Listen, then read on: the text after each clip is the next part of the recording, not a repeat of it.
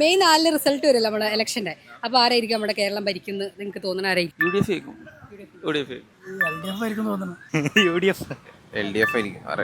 UDF ആയിരിക്കും. 2 ദിവസം മുമ്പ് വരെ നമുക്കൊരു പ്രതീക്ഷ LDF സർക്കാർ തന്നെ ആയിരുന്നു എന്നായിരുന്നു. ഇന്നലെ മറ്റേ സർവേ വന്നല്ലോ, ഇനി UDF തന്നെ ആണോ എന്നൊരു ഇതുണ്ട്. ഏതായാലും ആരെങ്കിലും വരട്ടെ, നല്ല ഭരണമായിരിക്കണം.